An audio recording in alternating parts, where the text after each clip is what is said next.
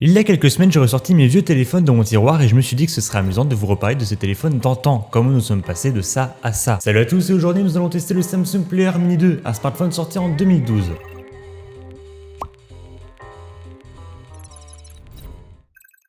Mesurant un peu plus d'un post-it bleu de hauteur et 1,5 de largeur, outre le fait que mon X Plus n'a qu'à bien se tenir, ce téléphone pourrait ne pas rentrer dans toutes les poches de jeans, faites attention. Pesant à peine 89 grammes, vous pourrez le porter sans souci avec un doigt sans choper une tendinite à la fin de la journée. Avec quand même 20 mégas de mémoire, vous êtes sûr de pouvoir naviguer en toute fluidité dans les menus ou sur internet. Autour de ce Player Mini 2, nous avons à droite pour commencer le bouton de verrouillage, le port micro USB ainsi qu'un micro en bas, les boutons de volume à gauche et une prise de jack en haut. Sur la face avant, nous avons une sortie son, un bouton home, un bouton pour décrocher, le dernier pour raccrocher, faisant aussi office de bouton on-off. Oubliez les selfies, la caméra avant est inexistante. Sur la face arrière, nous avons un simple capteur de 1,3 mégapixels sans flash ainsi qu'une autre sortie audio. À propos de la photo, la qualité reste franchement très convaincante et va même jusqu'à titiller mon S10 Plus de jour comme de nuit. Au niveau de la vidéo, voilà ce que ça donne. Vous remarquerez également la très bonne qualité du micro intégré, l'archi photo même. Non, il ne s'agit pas d'un iPod, vous pouvez téléphoner avec, il vous suffit d'insérer une carte SIM. Pour ce faire, vous pouvez démonter la coque arrière, vous aurez accès au port micro SD ainsi qu'au port SIM qui se situe sur la batterie qui est amovible. La batterie justement, parlons-en, l'autonomie estimée pour cette batterie de 1000 mAh est de 10 à 15 heures en communication et jusqu'à 500 heures en veille, plutôt pas mal.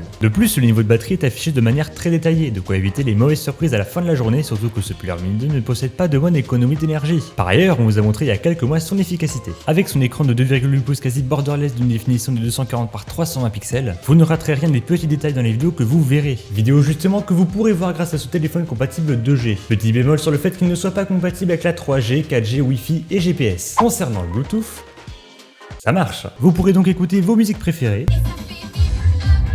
ou encore les vidéos de vos vidéastes préférés. Tech Lambda a vraiment tout pour réussir et prouve déjà qu'il mérite sa place sur la plateforme. Depuis les merveilleux réseaux sociaux préinstallés comme Facebook, Twitter, Google+, Picasa et MySpace. Concernant les applications préinstallées, oubliez Snapchat et Instagram. Les vraies applications qui sont l'avenir sont tous regroupées sur ce Player Mini 2. Et c'est pour ça que nous avons Windows Live Messenger, Yahoo Messenger, Google Talk et Chaton. L'OS, parlons-en. Samsung a en effet décidé de ne pas inclure Android. Ils ont préféré miser sur un OS plus exotique mais tout aussi complet, Samsung Bada avec TouchWiz. Sur ce système, nous avons des trucs. Oubliez le Play Store ici, vous avez Samsung Apps, ainsi qu'un grand catalogue de jeux propulsés par Java. Vous en avez marre de Raid Shadow Legends? Vous pourrez passer vos journées sur un total de 4 jeux avec entre autres Edge, le jeu, pas le navigateur. Dans ce jeu, vous contrôlez un cube et vous devez aller d'un point A à un point B sans tomber. Comme vous le voyez, en l'espace de seulement 8 ans, la vision que l'on a d'un smartphone a bien évolué. C'est sûr qu'avec l'œil de maintenant, les spécifications sont totalement ridicules. Tout comme son prix, vu qu'il était vendu à sa sortie à 90 €. Alors oui, ce téléphone est loin d'être à haut de gamme et ne représente à aucun cas la majorité des autres téléphones vendus à cette époque. Les Galaxy Player étaient même des téléphones entrée de gamme, l'équivalent des Galaxy J en fait. À titre d'exemple, en 2012 était sorti le Galaxy S3. Si ce style de vidéo vous plaît, dites-le moi en commentaire avec votre plus beau like.